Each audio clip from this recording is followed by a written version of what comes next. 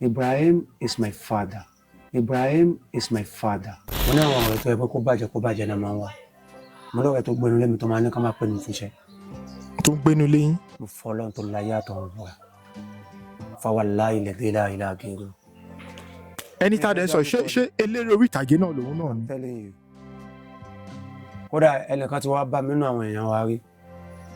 A wà nínú ilé MJ níjọ́ náà lọ́hùn. Jamiu Isiaq MJ Ajani. Ọmọbìnrin wa sọ fún mi pé kí ló ṣe fún lágbájá. Mo ní ṣe fún báwo. Ó lè ṣe wájú mo ní kò ṣe báyìí. Ó lè ṣe báyìí. Ó tún play voice note mo ní kó báwo. Ó mú ẹ ṣeré ni. Mi ń bá yàn jẹ. Ó dà kéèyàn yé lórí ibú kó ṣèkà ni màá tún máa tún ṣe. Tèmi ni pé gbogbo bí n bá ṣe ń ṣe mo lè sọ níta pé ẹlẹ́dàá mi fi wà mí dá mi lẹ́jọ́. Èmi mo kó bá ara mi. Kódà kò ń ṣe kan kò ń ṣe mẹ́ta ló tiẹ̀lẹ̀ sí mi. MM ti kìlọ̀ kan fún mi rí Moshood Mayegun actor. Ìjọ kan lọ shoot l'Abẹ́òkúta astafla ní Ṣàgámù. Àjọ wa ló ṣe pẹ̀lú Ibrahim Chatta Lékan Ọlátúnjí Sàlùkù l'Abẹ́òkúta. Wọ́n wá lọ́jú wa sí hòtẹ́ẹ̀lì kan. Ṣé tí mo sọ yìí ti pẹ́? Wọ́n lọ́jú wa sí hòtẹ́ẹ̀lì. Girlfriend mi wá ń bọ̀ wá bá mi. Rónkẹ́ ń gbé Jẹ̀bú. So orúkọ mi ò yí padà Ọlámilékan Àyìnlá tí gbogbo èèyàn mọ̀ sí 220. Ẹ ṣeun gan bàbá. Ẹ bá a dárúkọ ìlú tí ẹ ti wá àti bí ẹ ṣe bẹ̀rẹ̀ ilé ẹ̀kọ́ yín sà. Ìlọrin Àfọ̀njá ìlú dùn jù yọ. Ìlú tó tóbi tí eégún ẹ̀sìn léegun lè bàbá tó bí mi lọ́ọ́ máa kọ́ lówó rẹ̀. Àwa lọ máa jí fi kálámù dámọ́lẹ́kùn àbí ṣe kándú. Wọ́n èlò lágbàjì kí ó lè wọ́n ké ẹni Àfọ̀njá bàtà nílọrin òkú kéré. Sàó lọ́tún Amáyọ̀ ló sì ọmọ akéwúgbẹ̀rú níwọ̀ ọmọ aṣàdúrà àgbọ̀ rẹ̀. Ọmọ ají fi kálámù dámọ́lẹ́kùn àbí ṣe kándú. Ìlú Ìlọrin ni mo ti wá. Ìlọrin Àfọ̀njá, ìlú Àfàlímì, Gèrè Álímì, ìlú ọlọ́lá, ìlú olówó, ìlú olóye, ìlú onímọ̀, ìlú àwọn èèyàn pàtàkì níbi tí àwọn eléré eré pọ̀ sí. Mi ní kò sọ lórí eré ìlú mi o, àmọ́ níbi tó lórí eré pọ̀ sí, ìlú yẹn mo ti wá. Ẹ ṣeun gan bàbá. Bí mo ṣe bẹ̀rẹ̀ eré orí ìtàgé. Ilé ẹ̀kọ́ yín sà. Ilé ẹ̀kọ́ tí mo lọ sílé kí ó Markazu Darussalam لتعلم العربي. Ibẹ̀ ni mo ti kéwú. Àmọ́ nípa ti school ẹlẹ́dàá ọ̀kadà wà pé máa kàwé. Mi ò kàwé rárá. Ẹ kàwé rárá. Mo ti sọ fún yín gẹ́gẹ́ bá mi kú. Mi ò kàwé sẹ́. Mi ò lọ school at all. Wow. Even primary school mi lọ. Bàbá, báwo la ṣe wá bẹ̀rẹ̀ eré orí ìtàgé tí ẹ yàn láàyò? Báwo lẹ ṣe bẹ̀rẹ̀ sà? Bóyá nítorí pé wọ́n bẹ̀rẹ̀ credential mi before kí n tó bẹ̀rẹ̀ tíátà ló yẹ kán gbà mí láàyè. Ọ̀kọ́ tó bá yẹ kán bẹ̀rẹ̀ ní ìwé mi tí mi kà rárá ẹ̀. Even tó jẹ́ kò ń ṣe O level primary school tí mi ní certificate ẹ̀ kò yẹ kán gba wí mi. But alhamdulillah because that day a master brother and let me say twin brother mi Sheikh Ibrahim Kéwúlérè Arẹwà Lájìkí bá mi Kéwúlérè nǹkan ní ṣàlàfíà wọn. Àwọn ní wọ́n ṣe tíátà ń bí kan ní kò ṣọ̀fẹ́ ní tá bá kọjá ní sáìdì Dáramọ́lá kọ́ ni. Wọ́n wá ní kí n jẹ́ ká lọ bẹ̀ pé wọ́n máa ń ṣe tíátà ń bẹ̀. Àwọn náà mú mi wọ inú tíátà náà tí ń dún àti ń tán sọ lẹ́nu fi lè máa rí bẹ́ẹ̀. So bí mo ṣe bẹ̀rẹ̀ tíátà lè ọdún náà nìyẹn. Kódà alẹ́ níjọ́ náà mi ní gbàgbé. Ẹ ṣeun gan bàbá. Nígbà tí ẹ wá bẹ̀rẹ̀ eré orí ìtàgé yìí, bàbá ǹjẹ́ ẹ ṣì rántí sinimá tí ẹ kọ́kọ́ yà tó jẹ́ pé nígbà tí ẹ yà tí ẹ ń lọ tí àwọn èèyàn fi dá yín mọ̀ pé eléré orí ìtàgé ni ǹjẹ́ ẹ ṣì rántí ẹ̀? Bàbá mo rántí ẹ̀. Ǹjẹ́ lè bá a dárúkọ ẹ̀ sà? Fẹ́rẹ́ gbogbo nǹkan pátápátá t'Ọlọ́run. Yeah. And whatever you do in life, rántí wípé tomorrow we ask for it. Because you are doing it today and result ẹ̀ ọ̀la ni o torí n ta ṣe lánàá lè ní bí wa. Mo ti ṣe tíátà àti ọ́zù ọ̀dọ̀ ọ̀gá wa everyday la fi ń ṣe rìhásà every blessed day la fi ń ṣe rìhásà. Bọ̀gbà tó yá fúnra wa la bọ́gà wa sọ̀rọ̀ which is Abíọ́dún Ológun Ẹrú lórúkọ wọn ní kò ṣọ̀fẹ́ ńjọ́ náà lọ́nà my 12. Àwa ni ìyá tá à ń jẹ ti pọ̀ jù alẹ́ la máa ń ṣe rìhásà a lè bẹ̀rẹ̀ ọ̀rẹ́ a lè ṣe tán lálẹ́ pátá ọlọ́pàá ti lé wa tá a fẹsẹ̀ bò nǹkan ṣe mí èmi dẹ̀ ni mo fẹ́ lọ because n tí mo ní passion fún ni. You know, when you have passion for something, no matter how the case may be, you want to be doing it every minute, not every day. So you understand? So that very day, mo á bá àwọn tó kù sọ̀rọ̀ aláwọn ọ̀gá ń bẹ̀ àjàlá wáídì láwọn tájọ wà lẹ́nu wọ́n lè kéré ní èjì sí mi bọ̀ mo máa ń gbé fún wọn pọ̀ gà ni wọ́n lẹ́nu wọ́n lè máa mọ̀ wọn bọ́n ṣe mọ̀ mí bọ̀ bọ́n ṣe mọ̀ mí lẹ́nu náà wọn ní mọ̀ mí nínú ilé wọn jù mí lọ. Báwo ṣe fẹ́ pọ̀ tẹ̀ pé wọn ní mọ̀ mí nínú ilé wọn jù wọ́n lọ lọ́kọ́ gbogbo bó bá ṣe ló tónú ayé inú ilé yín ìwọ sì ní star bẹ̀. So àwa bá ọ̀gá wa sọ àwa change sí ọjọ́ Thursday and Tuesday then mo ti lọ sọ́dọ̀ Ọláìdé Lábánjí local brain master tọ́lẹ̀ boss mo ti lọ bá wọn èmi Abdulwahidi a máa ń pè ní wèdè àtàjàlá Monsuru Àríyọ̀ Àjàlá àti lọ bá wọn wá fẹ́ máa ṣe rehearsal lọ́dọ̀ wọn àwa máa ń ṣe rehearsal ọ̀dọ̀ wọn ní every Monday Wednesday and Friday ní Kúròdú sometimes a máa fẹsẹ̀ rìn sometimes a máa gán mọ́tò tó ní mọ́tò bàbá àfàwọn náà máa bá kú lórí àlùwò tá a fẹ́ san ó dẹ̀ ní iye tá à ń san fún rehearsal every day ó ní iye tá à ń san fún rehearsal grand every rehearsal. Do you understand? So àwa sún yẹn sí torí pé a máa ń lọ yẹn ní Monday Wednesday Friday àwa sún tọ̀gá sí Tuesday Thursday ẹ̀mọ́ tó wá di Monday Laiban Tuesday ọ̀gá Wednesday Laiban Thursday ọ̀gá Friday Laiban Saturday Sunday a máa lọ local government meeting a tún máa ń lọ sí àwọn local onílocal láti lọ achieve kò ń ṣe pé a fẹ́ ṣe àyọjú rẹ̀ bíi pé a fẹ́ achieve ẹ mọ̀ ó dàbí ẹni tó lọ school tó wá tẹ̀bà tí ìwé tó lọ kà nìkan you can never and ever be great tó wáyé pé bẹ́ẹ̀ nìkan ni you have to be gaining one or two from people. Do you understand? Because níta lọ kọ́ ní school gbà yẹn nìkan kọ́ lẹ́kọ̀ọ́ níta lọ kọ́ ní kí ó gbà yẹn nìkan kọ́ lẹ́kọ̀ọ́ níta lọ kọ́ lọ́dọ̀ ọ̀gá wa tó kọ́ wa níṣẹ́ tailor vulcanizer nìkan kọ́ lẹ́kọ̀ọ́ but ó ní number one èyí tá a bá ń kọ́ mọ́ káàkiri ó tún máa jẹ́ kí a tún dàgbà sí. So ni a fi bẹ̀rẹ̀ sí lo live rẹ̀ àwọn àṣe títí nígbà tá a kúrò a bẹ̀rẹ̀ sí lọ act káàkiri tọ́lọ́ máa fọ̀n kẹ́ Pọ́gàn ní Kòròdú Pọ́gàn Wàdádà Wàlátà wọ́n pọ̀ bẹ́ẹ̀ wọ́n help wa gan because a sá lọ bá wọn ọlọ́dẹ ni kí wọ́n gbà wá wọ́n mú wa lọ lókè ká máa act táwọn bá lọ opportunity wọn ni gbọ́dọ̀ act ní títí tọ́lọ́ fi ní káà náà máa ṣe nígbà tọ́lọ́ wọn ní kọ́wọ́ tó rí before then mo padà tó lọ bẹ́ sọ́dọ̀ ọ̀gá kan wọ́n pè wọ́n ní àwílé Ọlọ́fin Ìgbòmẹ̀kun oyè ti Fálójú Oòduà Ọlájídé Ọlárẹ̀wájú àwílé Ọlọ́fin ọ̀dọ̀ wọn ni mo ti ṣe freedom lẹ́yìn yẹn wọ́n máa ń mú mi lọ location ọ̀gá ti try gan fún mi try gan nígbà tó wáyà àwa di ẹni táwa náà rí pé ọwọ́ wa ti tó rí àwọn ọ̀rẹ́ wa àjọ ń gbowó àmọ́ máa lè mú láti lè fi produce èmi kọ́ ni producer àwọn náà produce but one day ibi tí mo ń lọ gangan rẹ̀ a fẹ́ ṣiṣẹ́ fún ẹnìkan ọ̀rẹ́ mi kan láwa àjọ máa ń sáré báwo la fẹ́ ṣiṣẹ́ fún yàn òun ló wáyé kó play orí rẹ̀ ọ̀rẹ́ wa kan wà lọ́kọ̀ ọ̀bẹ tẹ́lẹ̀ àwọn kò sí bẹ́ẹ̀ ṣe rìn tẹ́lẹ̀ lálágbákò lẹ́gbẹ̀ẹ́ àmọ́ gbìyànjú àti mánéjì alágbákò ẹ̀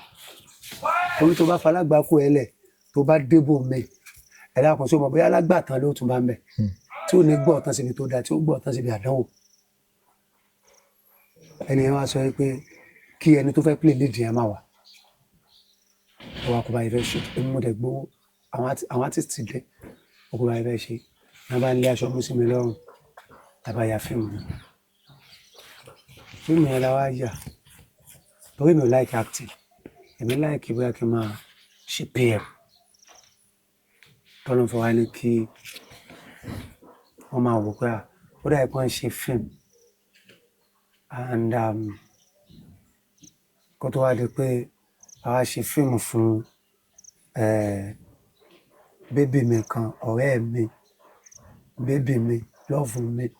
Kafilatu Zamat Kafe and the title is Ṣẹ̀ṣẹ̀ ni ẹni mo wá ṣe èmi Big Brother Jókòtóyè àti Jeff Owólẹwà la play lead Ògógó ṣe ìyá mi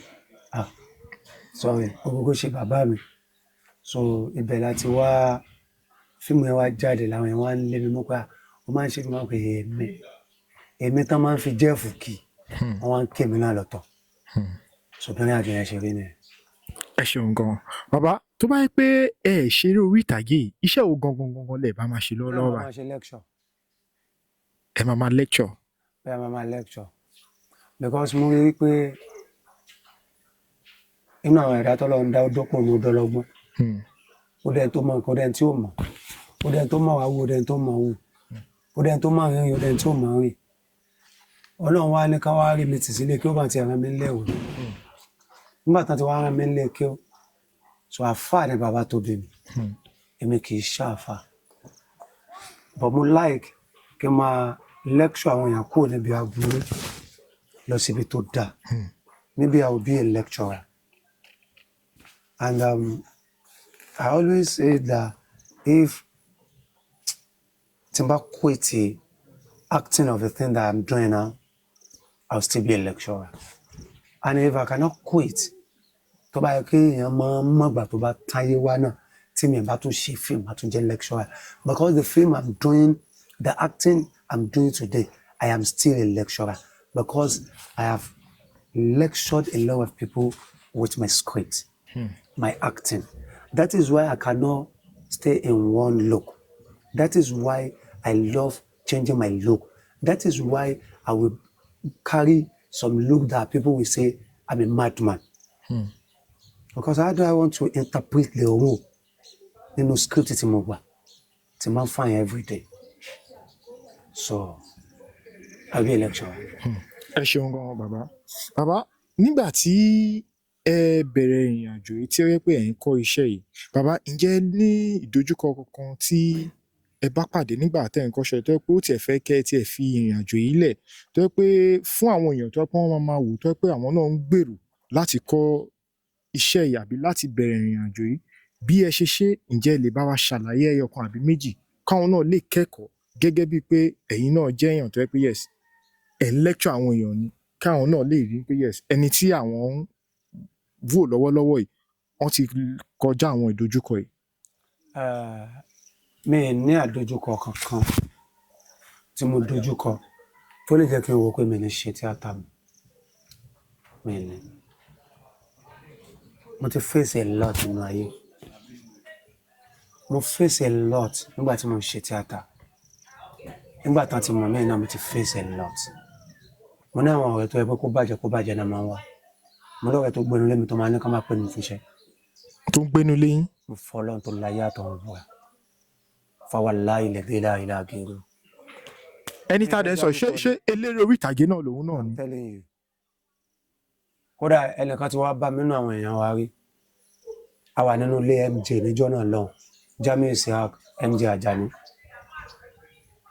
ọmọbìnrin wa sọ fún mi pé kí ló ṣe fún lágbájá mo ní ṣe fún báwo ó lè ṣe wájú mo ní kò ṣe báyìí ó lè ṣe báyìí ó tún play voice note mo ní kó báwo ó mú ẹ ṣeré ní ẹ báyàn jẹ ó dà kéèyàn yìí lórí ibú kó ṣèkà ní màá tún ṣe tèmi ni pé gbogbo bí n bá ṣe ń ṣe mo lè sọ níta pé ẹlẹ́dàá mi fi wà mí dá mi lẹ́jọ́ so mi ní irú ẹ̀kátà yẹn tí mo lè sọ because I don't want to mention anybody's name I don't want to mo ní tán pọ̀ gan mo lórí ibú tó pọ̀ gan lẹ́gbẹ̀ẹ́ mi before I can say this lórí ibú alágbàkó àwọn tán bá ti mọ̀ wọ́n lẹ́gbẹ̀ẹ́ mi tán ti ṣàwọn náà lágbàkó ìmọ̀ màmá wọn tí mo lè sọ mi lè sọ bẹ́ẹ̀ àmọ́ nǹkan tẹ́ ló ṣẹlẹ̀ yìí irú nǹkan tó ló ṣẹlẹ̀ yìí nǹkan tó fẹ́ jọ́ tó ṣẹlẹ̀ sí mi torí pé kò ń ṣe ní fíìmù tí ó dẹ̀ ń ṣe nípasẹ̀ fíìmù bọ́ fíìmù la lọ ṣe ló máa yẹ kí n sọ eléyìí nǹkan tó máìnà ni èmi mo kó bá ara mi kódà kò ń ṣe kan kò ń ṣe mi kò ń ṣe mẹ́ta ló ti ṣẹlẹ̀ sí mi mo ti kìlọ̀ kan fún mi rí Moshood Mayegun actor ìjọ kan lọ ṣúùtì lábẹ́òkúta astafila ní Ṣàgámù àjọ wa ló ṣe pẹ̀lú Ibrahim Chatta Lékan Ọlátúnjí Sàlùkù lábẹ́òkúta wọ́n wá lọ́ọ̀jù wá sí hòtẹ́ẹ̀lì kan tí wọ́n ti mọ̀ sọ yẹn ti pẹ́ wọ́n lọ́ọ̀jù wá sí hòtẹ́ẹ̀lì girlfriend mi wá ń bọ̀ wá bá mi Rónkẹ́ ń gbé Jẹ̀bú so mo wá ní délé ọ̀la wọ́n á ní kí ló tí mi fẹ́ kó ń délé ni mo nítorí pé mo fẹ́ gbọ́mọ wọ́n á ní kí n sí ọ̀ṣẹ̀ mo ní mo fẹ́ gbọ́mọ wọ́n ní kí n máa ń ṣeré wá kí ló kàn mí wọ́n á ní òun ti gbọ́ nígbà tó wá dalẹ́ ó pè mí mi tètè gbé kọ̀ a wà lórí set gbà tí máa fi ṣẹ́ṣẹ́ tí máa pè padà wọ́n ní kí ló tètè gbé kọ̀ mo lọ́mọ tí mo fẹ́ gbé yẹn ó wá ń bá mi ṣeré bẹ́ẹ̀ kò lè bá mi ṣe ní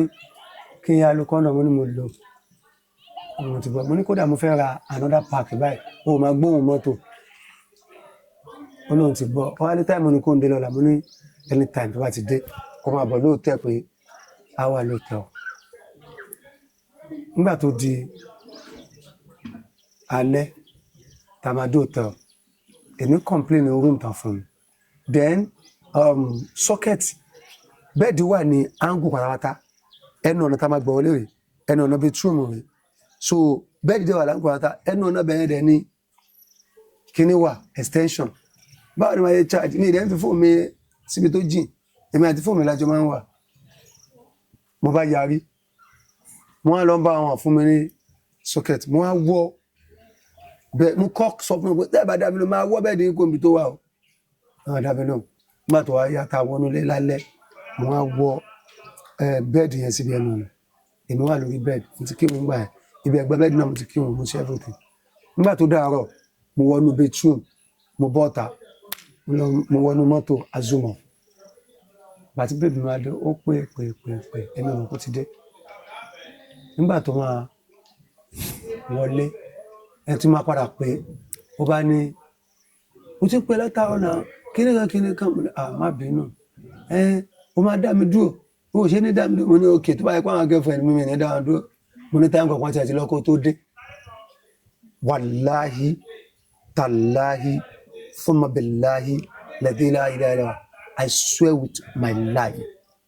tí mo sọ ìwé ṣe ní ìwé ṣe ń sọ yẹn bó ṣe wá wọnú ilé nǹkan tó wọnú ilé wá ní mo ní kálá àwọn girlfriend wá ní ṣáàmà ní kọ́dọ̀ kan mo ní kódà àwọn tó lọ ẹ̀mọ̀lú méjì ló kù nígbà tó wá wọnú kò pè mí ó pẹ́ ìgbà tí a máa pè ẹ̀ ló bèrè ó bá bẹ̀rẹ̀ sí wọn alpha ilé ìkíni kan ó ní pé òun wà òkè o kílé tó wá ń sàgbà kò dá ó kọ́ tí kọ́ ọmọ mi létí ó tún wá padà tẹ̀sẹ̀ pé ṣá lọ jẹun lọ sí àbí kó ọ́dà fún oúnjẹ ó wà òkè bàtà máa fi ṣó ìtọ́jọ́ ti lọ láti wà níbi tó wọ̀n adé hotel mo ṣe dé inú room kò sùn kílé tó sùn orí ìjókòó mo ti bá kí ló ṣẹlẹ̀ mo bá mi sọ̀rọ̀ nígbà tí máa ṣí ilẹ̀kùn bedroom mo rí pé kò ṣọṣẹ mi ní inú ibi tí mo fi sí mo wá bọ́ṣẹ mi bí ẹgbẹ́ níbi orí tébù níbi ẹgbẹ́ toilet bag mi mo dẹ̀ máa ń lo toilet bag ní zip mo wá ṣí àti máa ṣí mo bá condom méjì lókè condom mo ní condom yẹn ní dọ̀là láti yí ẹ̀ mo ní condom mo ní wáyé tó ṣe fi condom sínú toilet bag mi ó ní ẹ̀ṣẹ̀ méjì tó lókun ní ẹ̀mọ̀ ìṣòro lálàáfíà ṣe má bẹ̀rẹ̀ ṣe bá drag lónà bá ń bá mi drag kí n má lò gbójú kí nìkan mo ní Rónkẹ́ ó fi condom sínú báàgì mi ó lóun ṣe máa fi condom sínú ẹgbẹ́ ni mo ń sọ fún ẹ o mo náà ṣáà ń bá mi pò bá ti máa wẹ̀tà tí mo kírun tán mo jẹ̀ tó wá rí pé why will you do that ọba ni ẹ̀hún kọ́ kíní kan àbá fèsò di reception àwọn tó wà mẹ́tì sùn bá jí wọn wọn bá ní manager dà wọn ní manager ò sí ní pé ó jáde pé ó dìdàjí kan tó dé tálẹ́ tó kìlì yàrá ìmọ̀ níwọ̀n sí nílé ìgbà tó di àárọ̀ wọ́n bá jí mi torí ó ti ẹ̀ tó tọwọ́ ìdájí kí n tó rọrùn sùn normally ìdájí mo máa ń rọrùn sùn wọ́n bá ní manager ò tí ì dé àwọn yẹn bá ní kí n jẹ́ ká lọ shoot mo ní mi shoot o why will I shoot I want to see the person that cleaned my room bàtà fàdé nìkan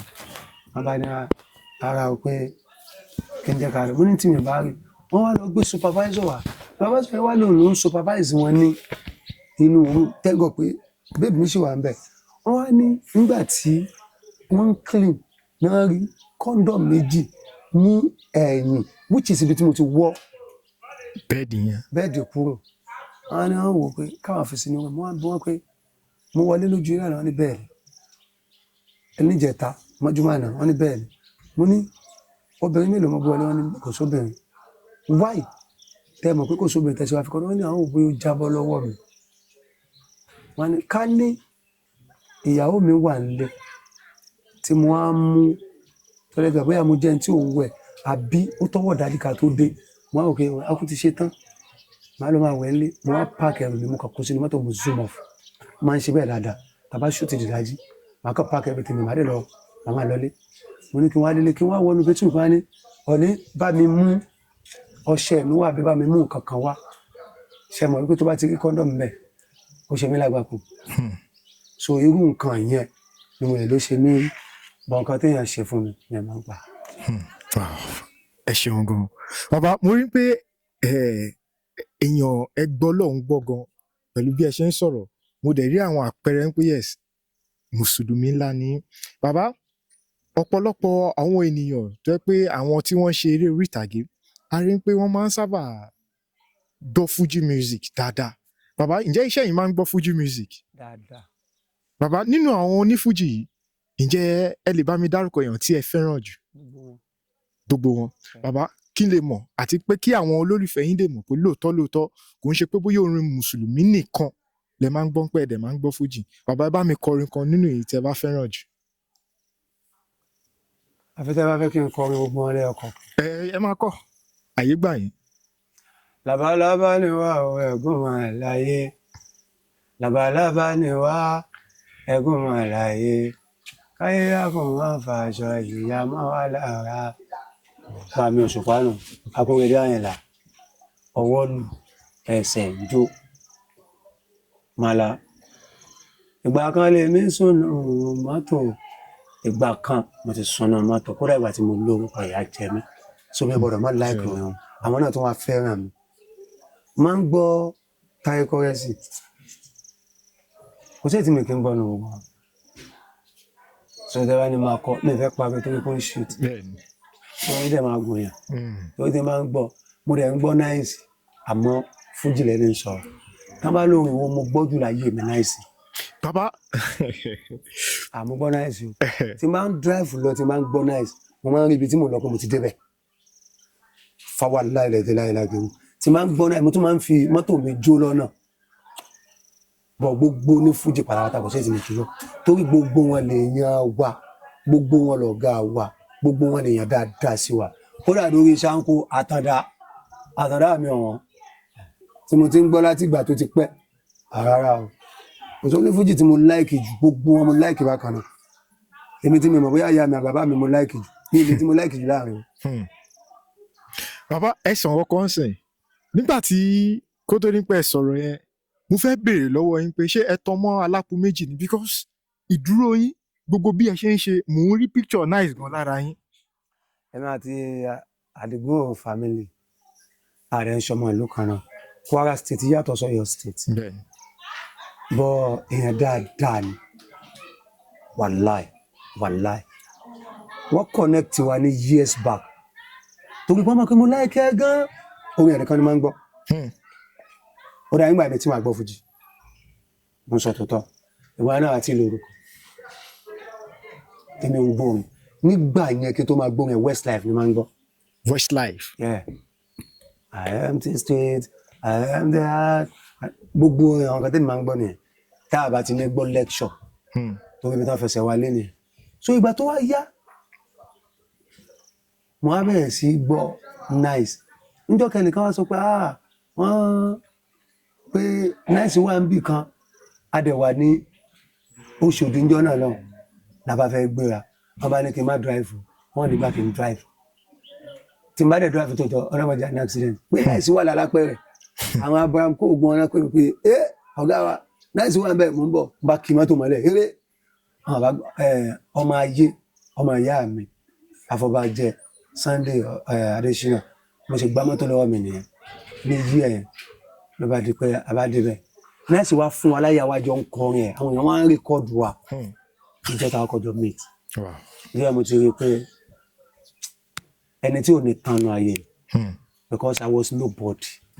lẹ́nu náà mi ti jẹ́ nǹkan kan o but then I was nobody so bó ṣe rí náà. ẹ ṣeun gan bàbá àdúpẹ́ lọ́wọ́ yín kó tó dín pé mo yọ̀ǹda yín kẹ́ tó máa lọ bàbá ìbéèrè kan ṣo tí màá béèrè lọ́wọ́ yín nísìnyí ni pé gbogbo bí ẹ ṣe ń sọ̀rọ̀ látẹ̀kan mo ń rí connection kan tó yẹ pé ó jọ mọ́ ti Ibrahim Chatta bí ẹ ṣe ń sọ̀rọ̀ bí ẹ ṣe ń kéwú bí ẹ ṣe ń sọ̀rọ̀ bàbá kí ni ìbáṣepọ̀ tẹ ní pẹ̀lú Ibrahim Chatta. gbogbo ìbáṣepọ̀ pátápátá tẹ bá ti rí ni. because Ibrahim ẹ jẹ́ ń gbé láti sàlẹ̀ kí n má ti gbé lọ sókè. Ibrahim is my boy Ibrahim Chatta ẹ má gé bẹ́ẹ̀ nìkan o Ibrahim is my friend Ibrahim is my boss Ibrahim is my father Ibrahim is my mentor Ibrahim is my everything ẹ kún mi ni mo fẹ́ gbé wá láti sàlẹ̀ gbogbo nǹkan téèyàn bá lè pè Ibrahim láyé tí gbogbo èèyàn bá lè pè ní ti dáadáa ni mo lè pè Ibrahim. I love him. I love him. wow. Before my father died, my father know how much I love him. Ìyá mi ṣì wà. They know Ọlọ́run ìyá mi mo ṣe love her too. So Ibrahim is me. I can't say more than that. Thank you very much. ẹ ṣeun gan sir. Bàbá kó tó di pé ẹ̀ka tó máa lọ àwọn olólùfẹ́ yín mo mọ̀ pé àwọn náà wọn ò fi yín sílẹ̀ Ọlọ́run dẹ̀ ń jẹ́ kó fi yín sílẹ̀. Bàbá ǹjẹ́ ní sinimá kankan tí ẹ̀ ń pòpọ̀ àbí tẹ́ ti pòpọ̀ tẹ́ fẹ́ kí àwọn olólùfẹ́ yín kí wọ́n lọ wò tẹ́ bá dárúkọ ẹ̀ àti ibi tó ti lè wò. Ẹ̀yin olólùfẹ́ mi nǹkan ò ní ṣe mí nǹkan ò ní ṣe àlàáfíà yín. Àmín. Ẹni dẹni àná. Sinimá ó pọ̀ lórí channel mi 220 Media TV lórí YouTube ó pọ̀ àmọ́ èyí tí ó ń ràn lọ́wọ́ báyìí tó ń ṣò lọ́wọ́ Títóbi Ọlọ́run Ìtẹ́ Olúwa àti Adébánkẹ́ ẹ̀jọba àwò ẹ̀yìn ní fọwọ́ yín pọ̀ mọ̀ sí ara òní ní once again Títóbi Olúwa once again Títóbi Ọlọ́run Ìtẹ́ Olúwa Adébánkẹ́ ẹ bá wo ní orí 220 Media TV YouTube channel àbúrò ò ní ṣe ọjà yín ó tà ara òní ní ẹ̀ ní lógbàdé ayé. God bless you now and ever. I love you. ẹ ṣeun gan sir.